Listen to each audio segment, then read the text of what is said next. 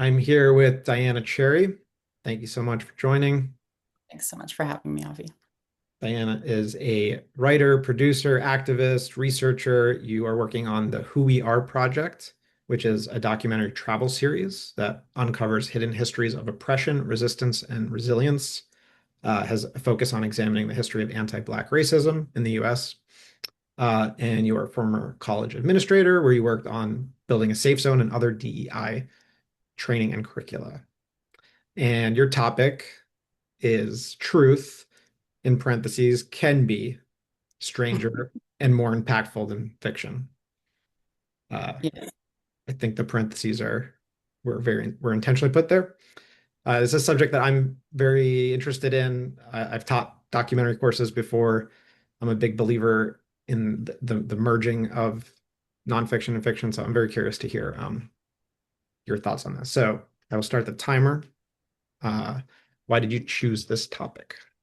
Yeah, I chose this topic because I feel like, it's not uncommon for me to talk with someone who's working through, we're all creatives and we're working with other people who are working through stories.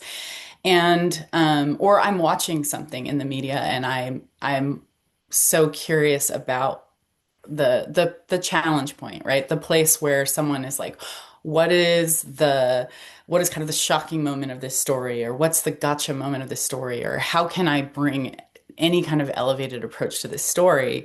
And as someone who is deeply involved with the history of this country, who is spending a lot of time researching it, I'm really surprised how often, if you scratch just below the surface, something that actually happened in history is relevant to the story that someone's trying to tell and would be that moment, that shocking moment, that moment that draws people into, the intimacy and the empathy that they may need to have for a character or for a situation, whether, you're in docuseries land like I am, or whether you're in fiction. I really believe that mining that history is a huge source of inspiration and has so much value.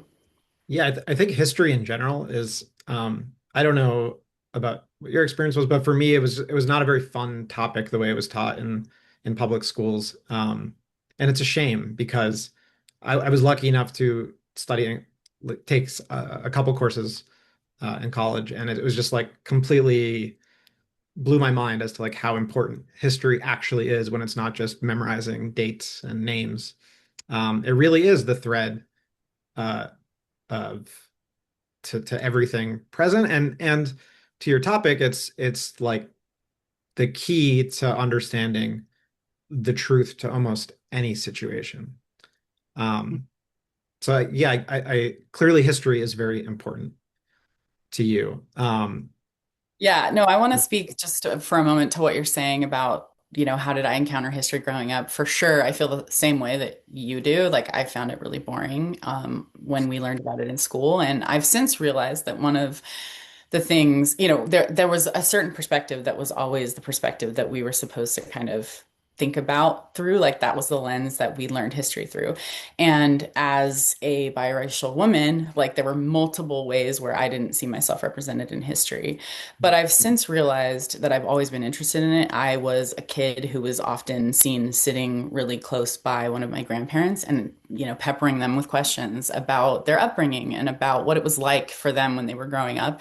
And I think there's a lot of people like that, that they are curious about history in ways they don't consider the subject.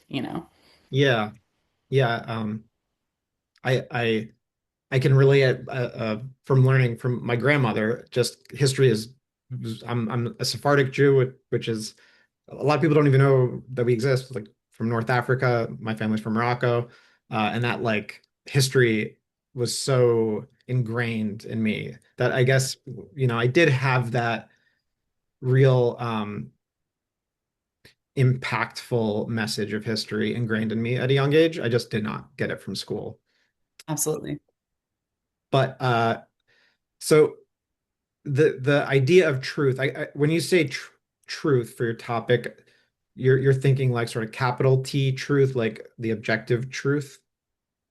I think when I say truth, I mean actually the spectrum of truth. I mean, truth to me is not subjective, although each individual person can have the truth of their perspective, there's also facts, right? And so to me, truth is all of those things. It's, when we're writing about our personal experience, sharing how we experience something is an important part of how we write.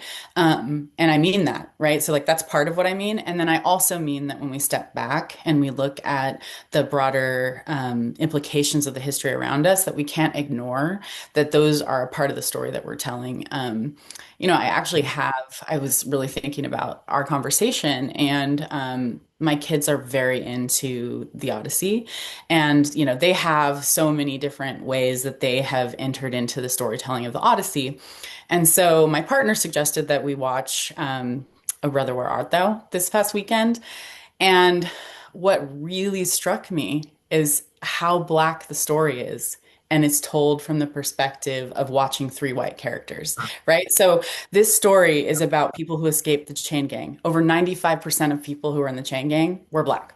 Yeah. Then they go to this radio station where someone's blind and says they don't like colored people. And how much more impactful for the story would it be if they actually were, Yeah. black people?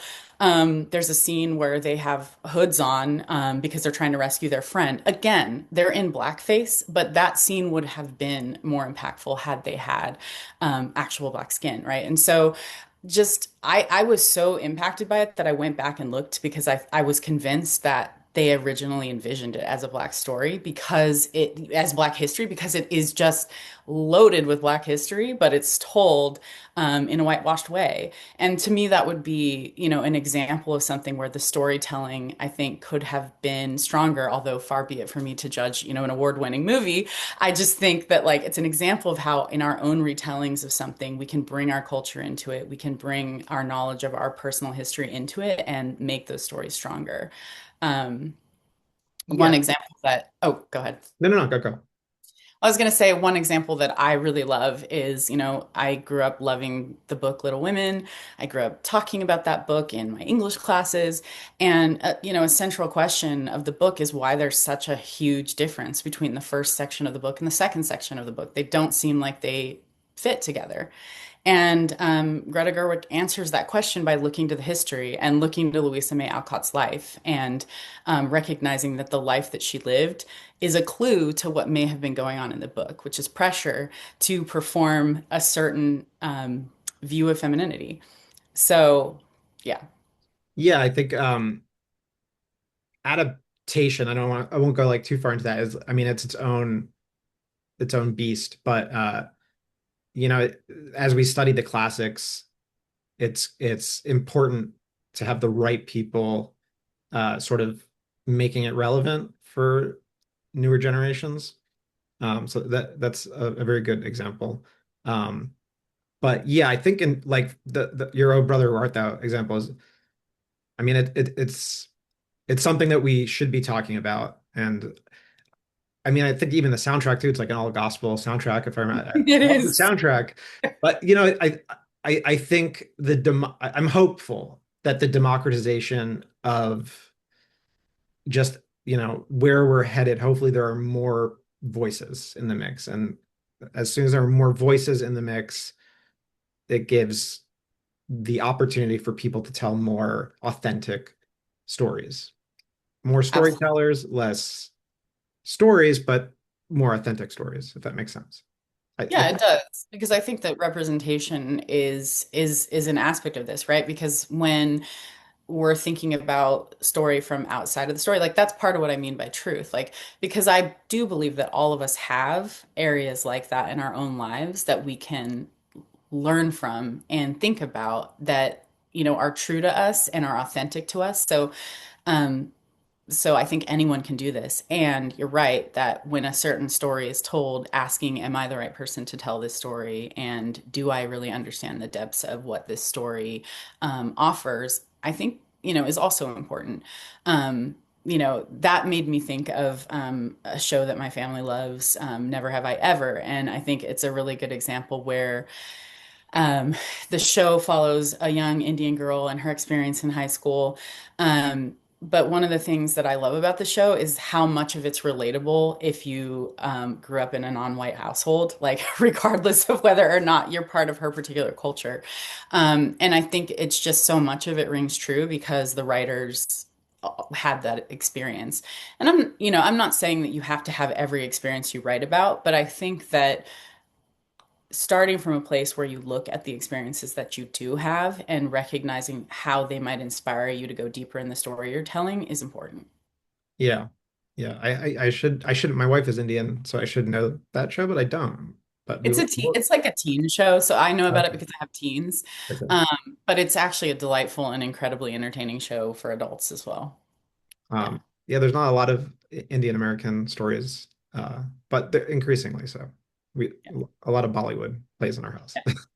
Yeah. But uh, so like, how do you? I mean, you work in documentary. Uh, do you also do fiction work? Do you? I don't tend to go into the realm of fiction because that's another way that, the kind of the idea that I pitched you that truth is stranger than fiction Yeah. operates in my life. I feel like for me personally, hearing the stories of people who actually exist and their lives is incredibly rich to me, and it's just the area that I'm interested in. Um, and, I have dabbled in fiction in the past, not in any meaningful way, but I think it holds true in the things I most enjoy reading myself or watching myself. And so, yeah, for me, I think it's true it allows you to play in a certain way when it comes to documentary work as well, right? To recognize that you really do get to go there with some storytelling that's like incredibly unbelievable because it's someone's real story. Um, Several years ago, I was like part of a book club where we read Garden of the Beasts by Eric Larson. Other books of his are more famous, but this book is about like the rise of the Nazis in Germany. And at the end of the book, there's like this big reveal about an American diplomat's daughter um, being asked out on a date by Hitler, who's not Hitler at that point, right? And he talks about, or he talked about, and he came and like visited our book club, and he talked about how like he could never have written that if it was fiction because people would be like, "That's really hokey," you know, Yeah. like that's ridiculous. And I think there's a lot of things like that in history, which Yeah. is why I'm into it. Yeah, I mean, there's two different directions I want to take this, but one is I want to like our first interaction was through these inspiration posts on Substack, and um, you wrote something that I thought was like very poignant about someone like just find your medium, I think was sort of like the message. Hmm. Um, and I guess I'm asking like, do you think in the quest to portray truth, to find truth, do you feel that film is the best medium, the right medium for you? Sure. Yeah, love it. Oh, Yeah, so is it the best medium? I think that's a really individualized question. I think we have to find like what are our skills and bring those to the work. The thing that you're referencing is actually from a documentary about like this Japanese art form where they kind of ascribe elders with the task of like preserving certain histories that are important to them, like ancient art forms. And this person was actually um, the like he was the elder responsible for two different art forms, which is like unheard of, right? Because like that means that you have mastered both of these art forms in the eyes of Japan. yeah, And what he said was that all art comes from the same source, like it's only a difference of medium, and I'm paraphrasing big time, but that's what stuck with me at the time that I saw it. And um, I tend to agree with him. And so, for that reason, actually, film is a great medium for me because film allows you the opportunity. Like in my role in as a producer, like I am, in the space of getting to listen to the music that our composer composes, and I'm also getting to have these interactions with people, which is a big part of like the joy of the work that I get to do, but I also get to be a part of making decisions with the directors around like some of the visual elements and the storytelling, and there's a lot of writing in my work. And to me, that is, that is actually that makes sense when you're thinking about someone who thinks it doesn't matter the medium. Of course, it matters the medium. And also, there are so many ways to express yourself. And I think what's so beautiful about film is that there's many different art forms being displayed in one place. Yeah, and I mean I think the struggle is um, film is so powerful, and fiction storytelling is a very powerful uh, you know what's the word I'm looking for? It's been going on forever, Yeah. and those you mix those two, and the thing that makes it difficult is like how do you portray? Because I agree with you that truth is stranger than fiction, and more impactful. But like, how do you present that? Because on one end, if you look, like at a Ken Burns documentary, it's extremely informative, but it doesn't necessarily like really give you the impact of the strangeness and um, the specificities that like what you were bringing up about like that the example about Hitler. So like I think that's a struggle is that fiction is just storytelling is so inherently powerful. Um, Hmm. how do we portray the strangeness, I guess, is really to get at the heart of your topic. Um, Yeah, I think that's an ongoing question. And I think it's a question that, again, I definitely don't want to pass the buck in answering this question, but I think it's really individualized. It's a question I'm always asking myself in my personal writing and professionally, like a question of how are we presenting people's dignity? How am I like expressing the truth of how I feel in this moment and what it means about a larger picture of like my relationship to the history and to my own family? Um, like those are questions that every individual project and then many different parts, individual parts of that project, yeah. um, like have to confront, and we all confront them differently. And that's actually what I love about all art is that some of us will confront that in an incredibly serious way, and some of us will confront that in ways that are, that incorporate a lot of humor, and some of us will choose to just, share the facts of what happened in a particular way. And some of us will create these fantasy landscapes that are a metaphor for things that we're experiencing.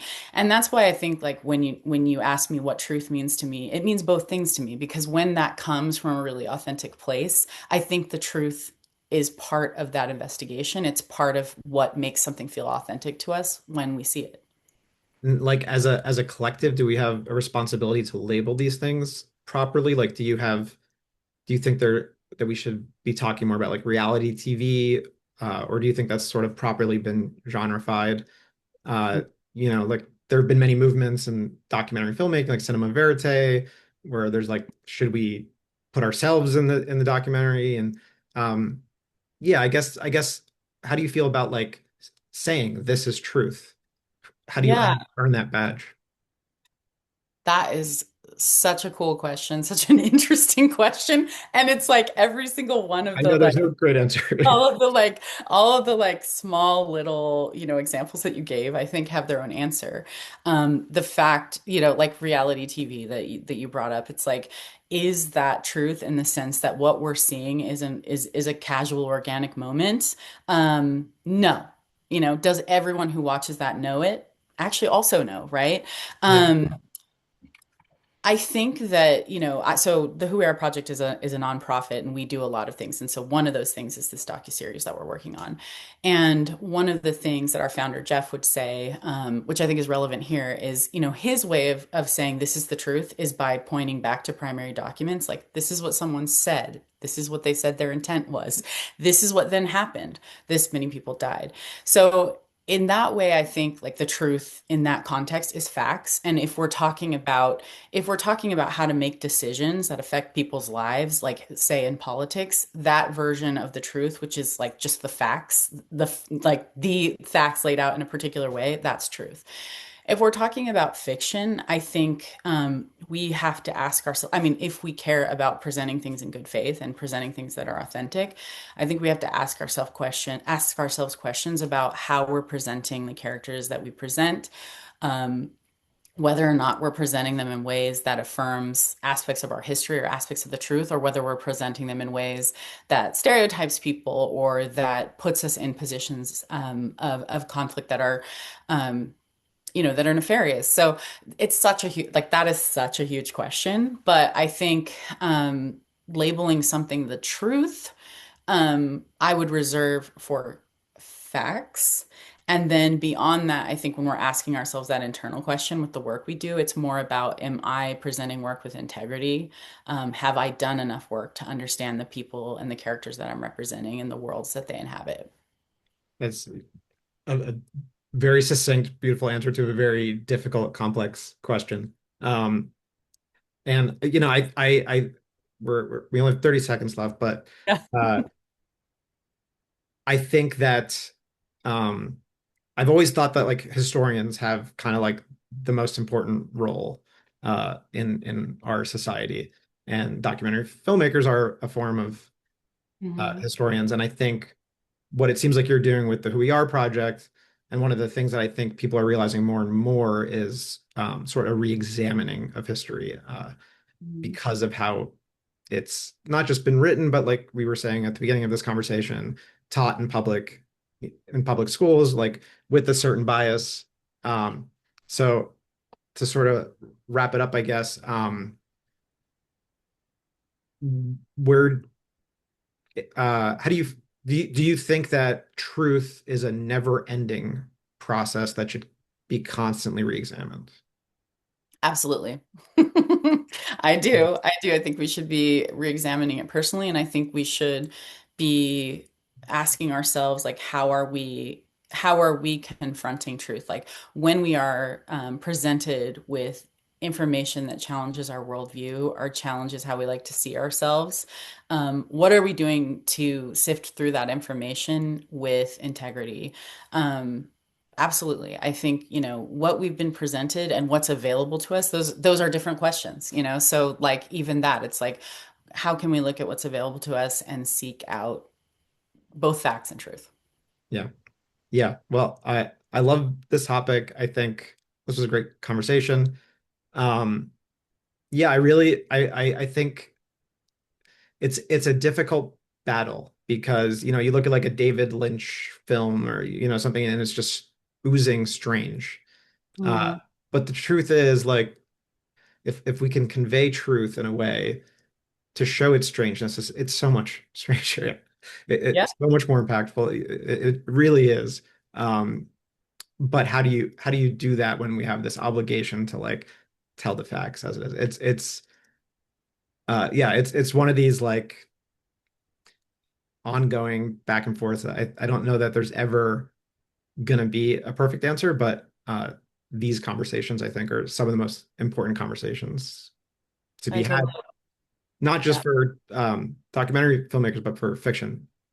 Uh, absolutely. And I think that wrestling questions that force us to wrestle with them, like for the rest of our lives, are worthy questions and ones that we should do the work to wrestle with. So Absolutely. Well, thank you so much for having me.